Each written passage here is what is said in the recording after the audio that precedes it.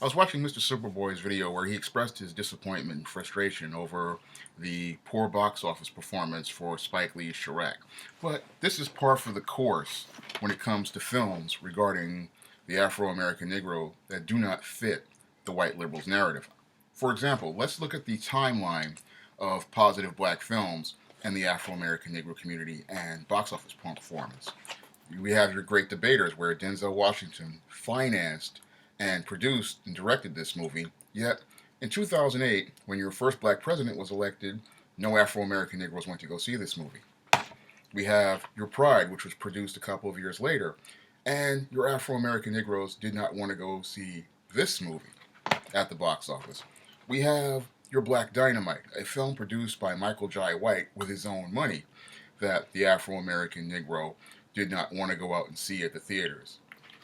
And we have I Will Follow, a film produced, by Ava DuVernay, which features a positive image of an African American female. This movie was not supported by the Afro American Negro at all. Now, when it comes to films regarding the Afro American Negro, what I'm finding is unless they fit a certain narrative, the Afro American Negro will make no efforts to go see it.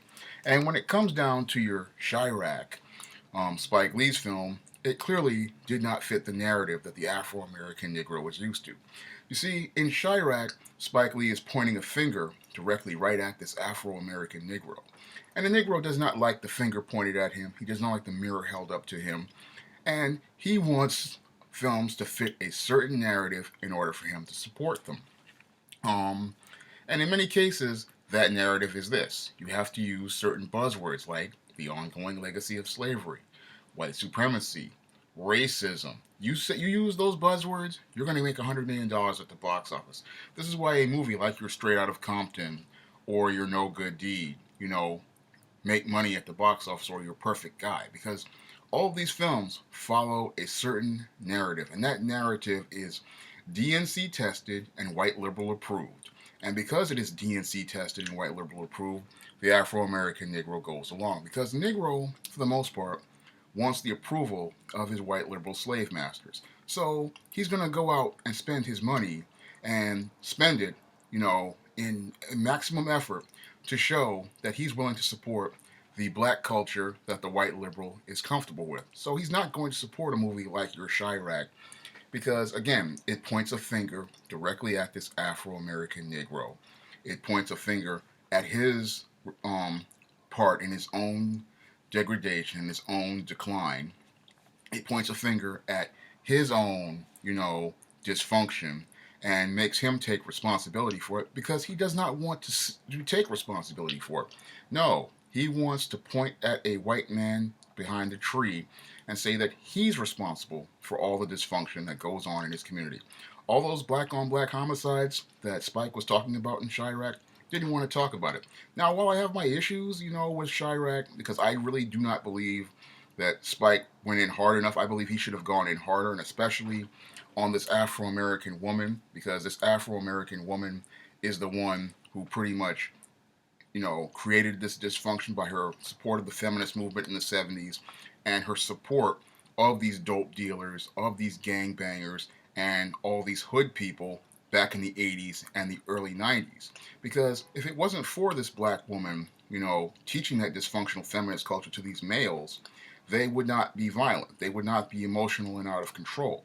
And if it wasn't for their daughters going out and some of the mothers and grandmothers supporting these Negro males as they went out here selling dope and getting into these turf wars over, crack and forming these gangs, if it wasn't for these black women supporting this and enabling this, this Afro American Negro community would not be the dysfunctional Hades that it has become. Because that's where I feel that the film, lacked in areas. I feel he should have gone in a little harder on this black woman, but I understand that he understands that I understand that, the Afro American Negro woman controls the Negro dollar in the black community, and I guess he didn't want to lose money at the box office, so he didn't go in as hard as he should have on this Afro American Negro woman and her, hand in this. But that's what I believe. But a lot of these Negroes who say that they want change and want support, it's par for the course. Because again, you look at the timeline with your great debaters, with your pride, your black dynamite, and your I will follow. And we see that the Afro American Negro, shows how little he values black life and how he values black culture. Because what they spend money on, for the most part, I mean, these Negroes would not spend any money to buy any of these movies at the theater, but they found, $25 million about 2 years ago to make No Good Deed the #1 movie in America 2 weeks in a row. They found $65 million to make Straight Outta Compton the #1 movie in August and the highest opening black movie pretty much ever. And they made that movie $100 million. And again, because that movie followed the DNC tested, white liberal approved narrative that people want to see regarding this Afro American Negro. And that narrative, again, is that the Afro American Negro was a victim, that there is always some white man behind a tree, or, there's some poor, miserable Negro that needs to be cleaned up and fixed. And that's the model of many of these films. And they fit also the stereotypes that the white liberal likes to see regarding this Afro American Negro. Ghetto street Negroes, hood Negroes, black brutes, black Jezebels. This stuff makes the white liberal comfortable, and the Negro, because he wants the approval of the white liberal, goes out and supports it because he wants to make his slave masters happy. And that's why he goes out and makes these movies #1. Now, I wanted to go see Chiraq, but again, I had one of the worst months sales-wise on paperbacks and ebooks, so I did not have the money, and I've been out of work for 7 years, so I have not had the money, to go out and support things like I want to support. Now, when I had a few dollars in September from some book sales, I did go out and pick up Sally Richardson Whitfield's Pastor Brown. Now, when I see positive black films and I hear of positive black films, I always make an effort to go out and go see them. And I always go out and make an effort to make videos about them and let people know about them. I always make blogs to let people know about them. And I always try to put, those dollars out there, because I know that, the only people who are going to produce positive black material are black people, and we have to support those black people in order to keep them producing them. And as a publisher of positive black fiction, I believe in spending my money, on the things that I believe in. And that's why I will go out, and spend money on these kind of movies and try to give those producers and filmmakers, my money so that they can go out and make more of these films, because this is the type of content I want to see, regarding African Americans, because I believe that, the African American narrative, sadly, is we're not even scraping the surface on telling the stories about the African American experience. And when films like your Chiraqs and these types of films do poorly at the box office, it hurts us long term, because then, your white liberal still controlling your media, and he's telling the stories he wants to hear, and we're not hearing, the more balanced pictures and hearing from the stories of what's really going on in your African American community. And I look at that picture, and it's not really encouraging when you see a film like this, have a hard time at the box office, because it shows, how backwards many of these Afro-American Negroes are. I mean, all these people who were protesting, talking about Black Lives Matter, all these pro-blacks who say that, they are so against white supremacy, where were all these people when it's time to spend money? This is one of the big problems, I have as a publisher. All these people will sit there and say, we want a better influence, we want to change the black community. But when it's time to put the money, towards helping guys like myself or Spike Lee create, those positive and balanced images, you don't see these Afro-American Negroes. No, you don't see them at all. In fact, you'll find your pro-blacks, these were the same people who praised your No Good Deed and said, it was a box office success. They would sit there and praise your Straight Outta Compton and said it was a success. They said that The Perfect Guy was a success. But none of these people used their grassroots, because I see all these guys on Facebook all the time. None of these people use their grassroots efforts to go out here and promote this movie, support it, and get the word out regarding it. And none of these Negroes, made the extra effort to go out and support this movie. And that's what's really sad. These same Afro American Negroes who would sit here and talk about Black Lives Matter, they're protesting, white supremacy, protesting racism, protesting, all the negativity in the Afro American community, and went out here and marched for some justice or else for us. These same Negroes cannot find, they'll say they cannot find $5 or $6 or even $13 to go to a movie, made by a black man. I've run into this numerous times, even when I go out here to promote, many of the books I have published over the years. And these Negroes will sit there and they'll find all sorts of excuses not to support a black person producing positive products. They'll sit there and tell me, things like the characters on the covers are too light skinned. Or, I'm sorry, that's what they'll tell me. Characters too light skinned. Or they'll sit there and say, I don't like the cover because it's hand drawn. The Negro will come to you with all sorts of excuses for not supporting a black product, but a white person can come to that exact same Negro with one of the most dysfunctional, discombobulated, horrifyingly bad movies, and this Afro-American Negro will go into his change jar to go spend some money with that white person, or the black person, like your Lee Daniels, who will produce a product that fits the narrative he wants to hear. No, that's what he does. He'll go out here, he'll go into his change jar to find money.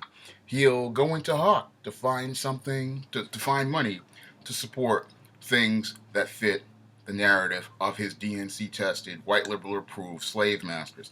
He'll go out here and find money for that. But let a black man like myself or Spike Lee come out here and produce something that is positive and does not fit his narrative. This Negro will not find the money for it. And the reason why he won't find the money for it, because he's afraid that somebody is going to hold a mirror in his face, or he's going to read something in that book or what in that movie that will hold him accountable for his actions, make him take responsibility for himself, and make him take that long, hard look at himself. This is something Negro don't want to do. You don't want to take that long, hard look and self-examine his own behaviors, his own actions, and see how his own behaviors and actions are leading to him being in the situation he is. And this is something that the Negro does not want to talk about. He does not want to do any sort of self-examination, self-reflection, or take that long, hard look at himself and say, the person destroying the black community is staring me right in the mirror. The person responsible for all the chaos and mayhem in the black community is staring me right in the mirror. And this is something the Negro does not want to say, does not want to acknowledge, because if he has to acknowledge the problem, that means he has to work towards the solution. And that solution is right in front of the Negro, but the Negro don't want to take it because, again, he wants to be the victim because he believes that the victim is a position of power, and that as long as he's the victim, he can go beg for scraps from the white liberals' table instead of going out, and getting his own cakes, learning the recipe for cakes, and making his own cake. But that's the Negro. He does not want responsibility, and that's a sad part about many of these Negro masters. They would rather, march and protest, talking about, negative images, rather than going out and supporting the people who create positive images. And this is something I have seen over the last 7 years as the publisher of SJS Direct. What happened to Spike Lee with Chiraq is what happens to me pretty much every day. I ran into this at the 2009 Harlem Book Fair, where I was pretty much ignored. I ran into this at the 2010 Harlem Book Fair. But you can't let it discourage you, because many of these Negroes, sadly, are going to continue following the narrative of the white liberal. But you have to work with those who want to work with you, and work with those who will support you in spite of all the obstacles in front of you. This is something I had learned, I'm learning the hard way for the last 6 or 7 years.